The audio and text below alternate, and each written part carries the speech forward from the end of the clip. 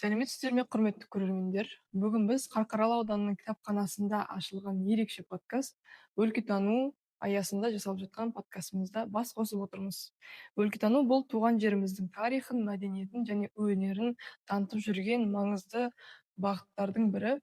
Және де осы әсіресе өз еңбегімен елге танылған тұлғалардың өмір жолы мен шығармашылығы жас ұрпаққа үлгі болар сөзсіз.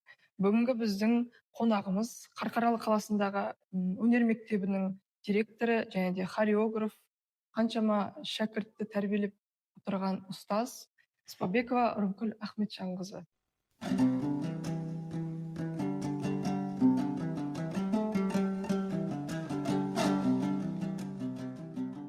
Қош келдіңіз.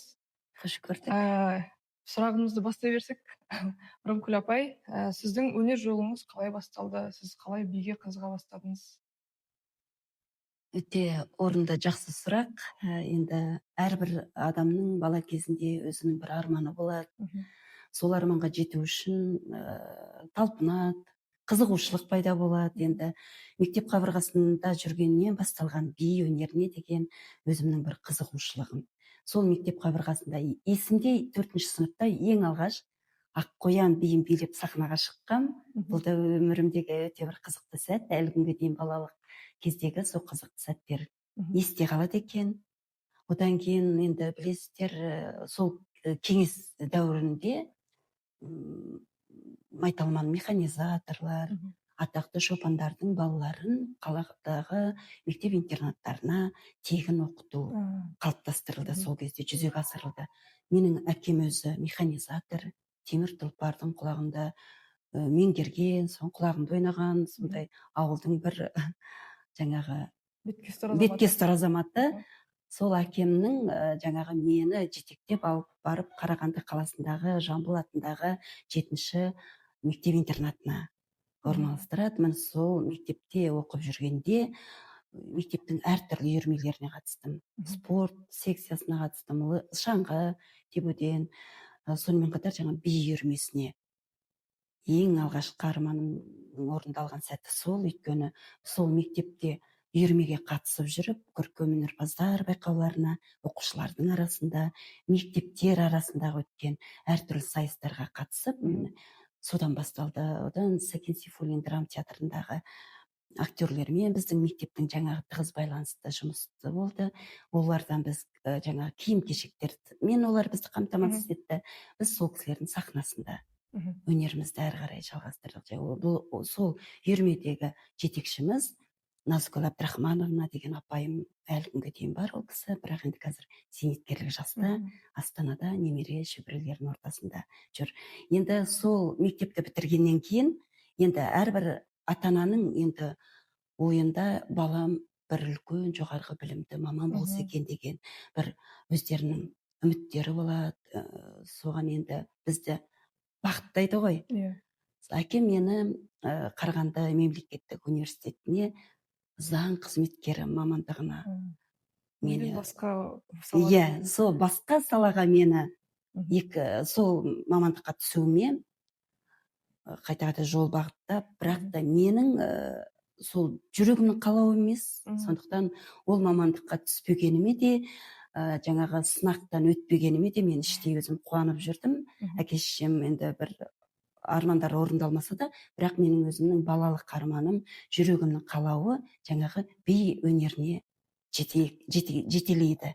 Содан Қарағанды қаласындағы Мәдени ағарту училищесі, қазіргі атауы Тәттімбет атындағы Қарағанды өнер колледжінің хореография бөліміне оқуға түстім. Бұл менің арманым орындалған бір сәті болды, бір шыңы болды.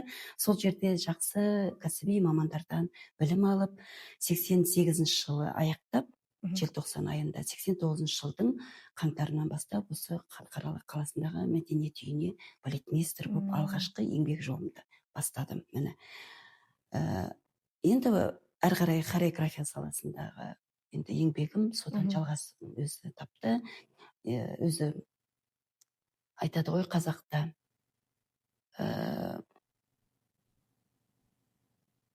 ұқсап бақ дейді. Болмасаң да ұқсап бақ дейді. Сол атақты осы қазақ би өнерінің негізін қалаушы Шара Жиенқұлова сол кісіге еліктедім десем артық айтқан болмас. Өйткені ол кісіге еліктедім. Ол кісіні жаңағы теледидардан билерін көріп, ол кісінің би қойылымдарын көріп, ол кісінің кітаптарын, менің өмірім деген кітабын алып оқыдым. Міне сол кісіні оқи отырып, сол кісінің өміріне де қызықтым, өнеріне де қызықтым десем болады. Содан әрі қарай өзімнің би өнеріне деген қызығушылығым әрі қарай жалғасын тапты. Қазір бүгінгі күн енді шәкірт тәрбиелеп жүрмін. Арасында біз педагогтердің өзінің білімін жетілдіру, бізде жылдан жылға оқу, іздену керек. Міне сол ізденіс үстінде жүргенде біз байқауларға қатысып отырамыз. Сол 2024 жылы Қарағандыда облыстық байқауға қатыстым. Педагогтер арасында хореографиялық өнер номинациясында бас жүлдеге ие болдым. Енді 60-қа жақындап қалған шағымда осындай сахнаға шығам деген менде ой болған жоқ, бірақ та өз-өзімді бір сынап көрейін дедім. Жалғыз оқушы тәрбиелеп қана қоймай, өзімді де бір басқа қырымнан ашайын деген ойым. Бірақ та біз үнемі балаға үйретер алдында біз өз-өзімізді дайындаймыз. Сол жаңағы бір қойылым болса да, сол қойылымның ішіне өзіміз кіріп кетеміз. Өйткені ол қойылыммен өмір сүреміз біз. Ол қойылымды сахнаға алып шығу үшін адам сол қойылымның тарихын білу керек. Ол не туралы айтқысы келіп тұр, тақырыбы болу керек. Сол қойылымға арнайы музыкалық сүйемелдеу таңдау керек. Міне сонда біз өзіміз хореографпыз, өзіміз жаңағы концертмейстерміз, өзіміз музыкантпыз, өзіміз жаңағы постановщик айтады ғой, енді жан жақты болу керек дейді. Сонда бұл мамандықты таңдағаныма мен ешқашан өкінбеймін. Бұл менің мамандығым өзіме бақыт сыйлады десем болады. Өйткені шәкірттерім қазір өзімен қатар осы өнер мектебінде ұстаздық қызметтерін жалғастыруда. Бұл мен үшін үлкен бақыт, мен үшін үлкен дәреже. Керемет. Осындай өнер жолыңызда осындай көптеген қызық жайттар болған екен. Енді сізде өнер мектебінің директорсыз қазіргі таңда. Сол өнер мектебінде балаларға қандай бағытта билерді үйретеді, және де қай би түрі өзіңізге ұнайды, қандай жанр өзіңізге? Би өнері бірнеше түрлі салаға бөлінеді өзі. Классикалық би дейді, бұл яғни балет, халықтық сахналық би дейді, тұрмыстық салт билер дейді, әсемдік билер, әсемдік спорттық билер ғой, заманауи билер. Міне соның ішіндегі менің өзіме жақыны енді ұлттық би болса болмаса. Жаңа халықтық сахналық бидің ішіне әр ұлттың биі кіреді. Сол қазір қазақ биі жеке бөлініп бөлек оқытылады.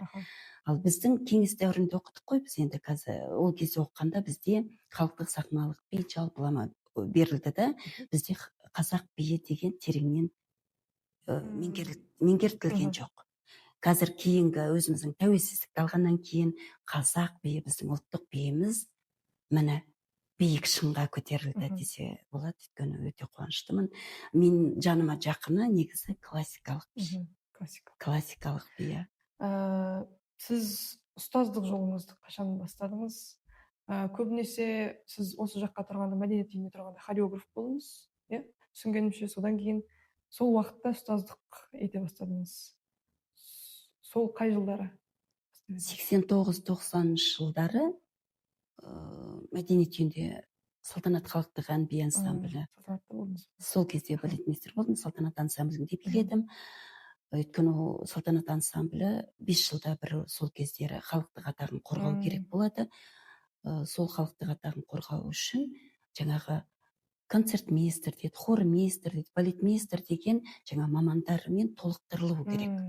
Сол кезде мен балетмейстер болдым. Ал 91 жылдан бастап мектеп қабырғасында осы Қарқаралы қаласындағы қазіргі Мәди Бапиұлы атындағы 44-ші мектеп интернаты, сол кезде 5-ші Нұрмақов атындағы лицей интернат болды. Сол лицей интернатында би студияларында, ол жерде жаңағы заманауи би болды, ырғақ би, сосын халықтық би.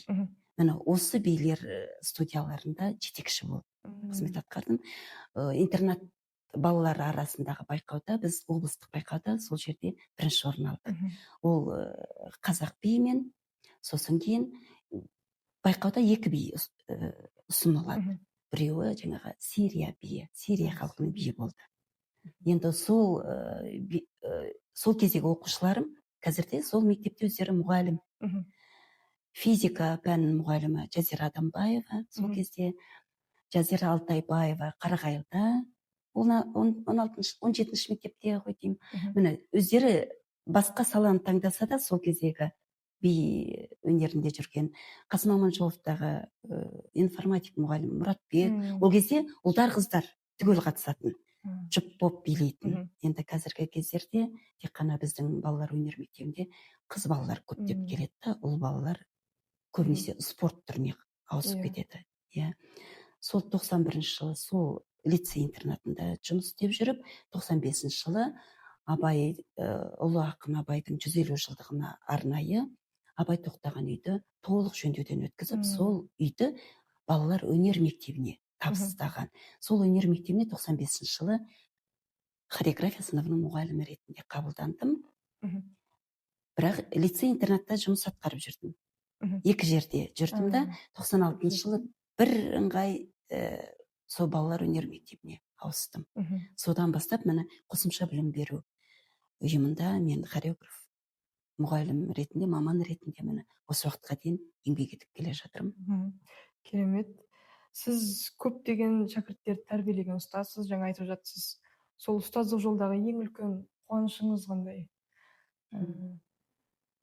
Ең үлкен қуанышым, біз енді әрбір ұстаз өзінің бала тәрбиелесе де, шәкірт тәрбиелеп, сонымен қатар біздегі қосымша білім беру ұйымында біздің жұмысымыз жаңағы байқаулардың нәтижесімен бағаланады. Сол конкурсқа дайындағандағы біздің жетістігіміз, біздің жемісіміз, біздің жаңағы қуанышымыз. Ең қуанышты сәтім Астана қаласында Тәуіржан Рахат атақты хореограф маман бар, балетмейстер, шашу ансамблінің хореографы. Сол кісі өзінің шашу деген халықаралық байқауын ұйымдастырды. Сол байқауға Балдәурен хореографиялық ансамблі қатысып, екі би, біреуі Аққу биі, біреуі Мексика халқының Авалюлька деген би, екі бимен біз бірінші орын алып, сол Анталия қаласындағы өтетін халықаралық байқауға 20% жеңілдікпен жолдама алдық. Сол менің ең бірінші қуанышым. Есте қаларлық сәт. Қазір өнер мектебінің басты мақсаты қандай деп ойлайсыз? Өнер мектебінің басты мақсаты біздің өзіміздің жас ұрпақты ұлтымыздың ұлттық өнеріне деген сүйіспеншілігін бойына сіңдіру, рухани азық қалсын деп ойлаймыз. Домбыра, қобыз біздің нағыз көне аспаптарымыз ғой. Осы аспаптарды ұмытпай, соны әрі қарай жандандыру, насихаттау, дәріптеу. Сонымен қатар біздерде 2021 жылы театр өнер сыныбы ашылды алғаш рет. Міне, ол театр және балалар республикалық жоба аясында ашылған жоба. Сыныбымыз міне жалғасын тауып, бұлар енді қазір бүгінгі күні облыстық байқаулар, халықаралық байқаулардың бас жүлде иегерлері міне жалғасып жатыр. Сонда театр өнерін біз әрі қарай дамытып жатырмыз. Өйткені сол өнер арқылы бала шыңдалады, бала жаңағы адамгершілік бойында қалыптасады сезім, үлкенге деген құрмет, сыйластық дейді ғой, баланың бойында. Сондай қасиеттер қазір ұялау керек баланың бойында. Өйткені бала қатыгез болмау керек, өз ата-анасын құрметтейтіндей, сол сияқты мынау біздің тәуелсіздігімізді құрметтеп, қадір тұтатындай, қастерлейтіндей біздің өзіміздің мемлекеттік рәміздеріміз бар ғой. Соны сүюге, сол арқылы өзінің отан сүйгіштік бойына жаңа сезімін ұялатуға қалыптасатын бір тұлға қалыптастыру. Міне. Осыған, сосын қазіргі сол жас ұрпақты келешек бір мамандық таңдауға бағыт бағдар береміз. Міне осыған бағдарлау мақсатында біздің жаңағы балалар өнер мектебінің педагогтері саналы да сапалы қызмет атқарып жатыр. Тамаша. Қазіргі таңда Қарқаралыдан шығып жатқан бір жас таланттар бар ма? Сіз оларды білесіз бе? Қазір сол жастар көбіне өнерге қаншалықты қызығады? Өзіңіз соны байқайсыз ба? Айта кетсеңіз соны. Бізде осы Қарқаралыда 64-ші жылы ашылған негізі балалар музыка мектебі. Сол 64-ші жылдан бастап былай бағдарлайтын болсақ, біздің Қарқаралыдан шыққан талантты өнерпаздар бар. Енді біз әрірек барсақ, енді айтамыз Тәттімбет, керемет шебер күйші, Шертпе күйдің негізін қалаған ғой, тума таланттар. Мәди Бәпиұлын неге айтпаймыз, халық әнші, дәстүрлі әнші. Содан енді сол кісілерді тұлға, сол кісілерді біз қазір алға қойып отырмыз. Осы бабаларымызға ұқсап кейінгі шәкірттер сол кісілердің ізін жалғастыру керек деп. Енді Мәдидің ізін жалғастырып келе жатқан біздің шәкіртіміз бар, бірақ ол баян сыныбын бітірген. Қараңызшы, қандай сәйкестік деп айта алмас едім. Баян сыныбын бітірсе де, сол баланың бойында басқа өнерге деген, дәстүрлі әнге деген, өнерге деген қасиеті болған. Ата-анасы апарған шығар мүмкін баян аспабына. Сержан Мұсайынды айтамыз, Таранұлын. Бүгінгі күні бүкіл облысқа емес, республика көлемінде танымал. Әміре Қашаубаевтың, біздің қазақ режиссерлары мен Америка режиссерлары бірігіп түсірген фильмде Әміренің әнін орындаған осы біздің Сержан Мұсайын. Біз мақтан тұтамыз. Қарқаралыдан шыққан өнерпаз, біздің жаңағы өнер мектептің шәкірті, түлегі. Міне біз сол Сержанмен мақтанамыз. Сосын қазір енді сол дәстүрлі әншілер біздің енді бүгінгі күні де ізім жалғастырушылар көптеп саналады. Енді Сержан әрірек қой, енді Сержаннан берірек келе жатырмыз. Берғазы қыз Аляна Бертінде бітірген. Қазір бүгінгі күні ол Астанадағы өнер академиясында оқып жатыр. Бірінші сол өнер академиясының колледжін бітірді. Енді жаңағы Гүлмира Сарина өзінің ұстазы, сол әрі қарай бағыт-бағдар беріп, енді қазір грант иегері әрі қарай жалғастырып жатыр. Ол да танымал. Қазір бірнеше байқауларға, Польша, Германиядағы халықаралық байқаудың жүлдегері. Міне, одан кейін біз енді қазір Сәрсенбай Шыңғысты айта аламыз.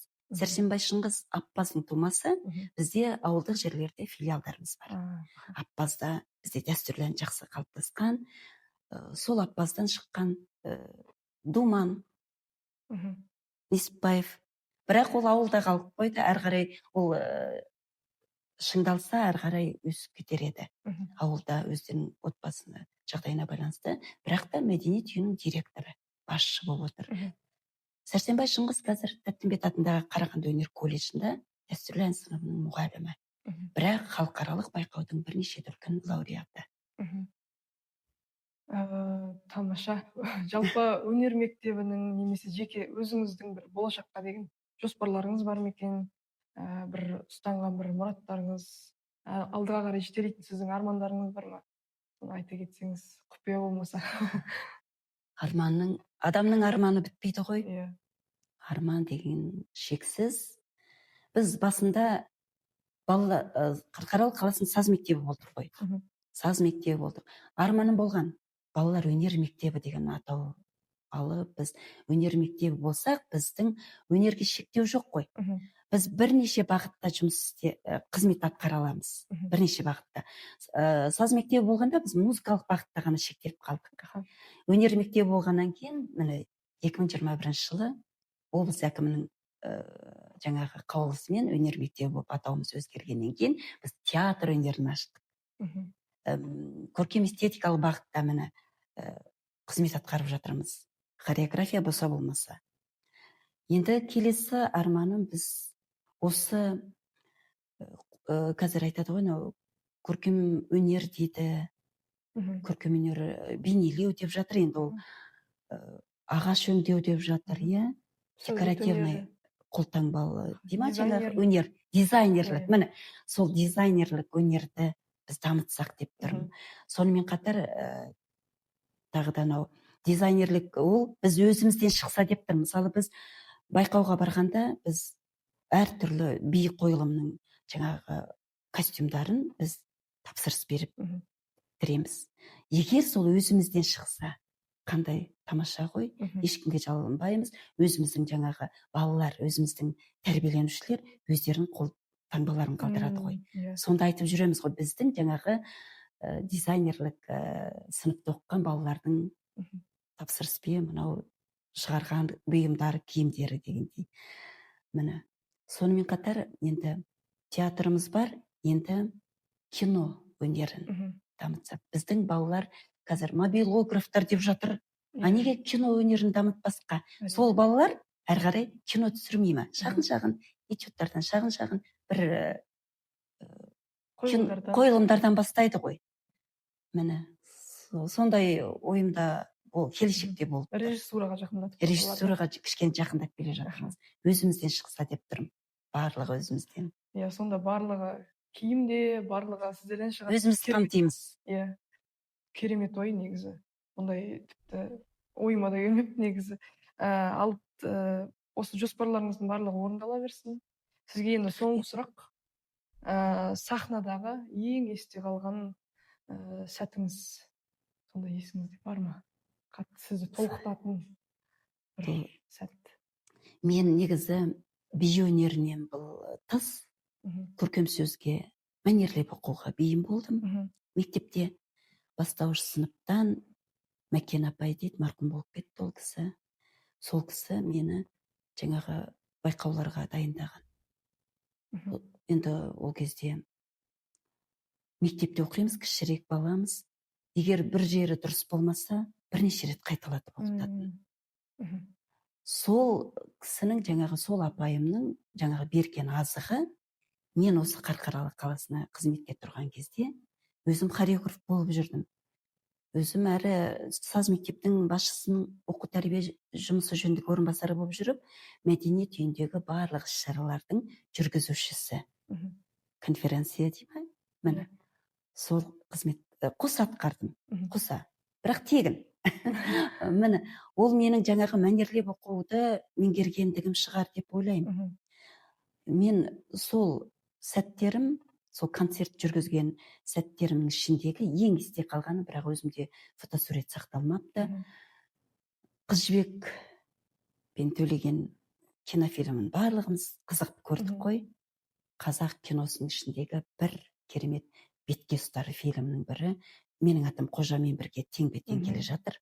Сол қыз жібек рөліндегі Меруерт Өтекешева мен Құман Тастанбековтар осы Қарқаралыға сапармен келді. Сапармен сол кісілердің шығармашылық жаңа кездесу кешін жүргізуші болып сахнада тұрғаным мен үшін бір мәртебе болды.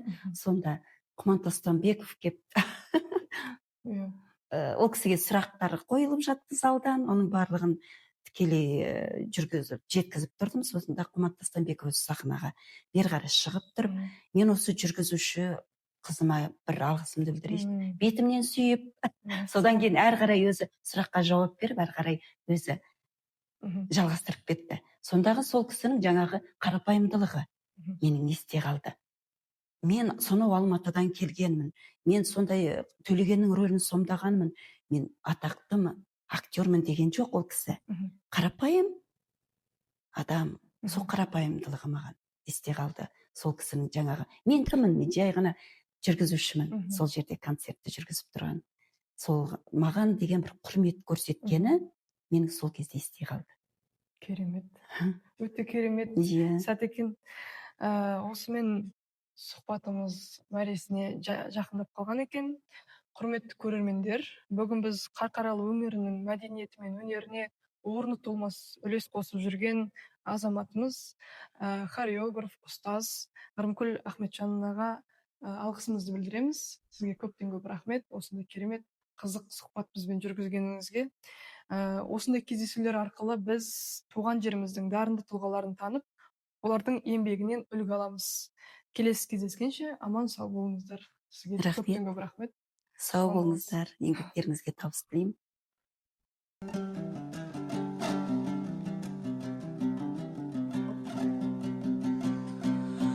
Атыңнан айналайын қарқаралы, сенен бұлт менен қайғы тарқа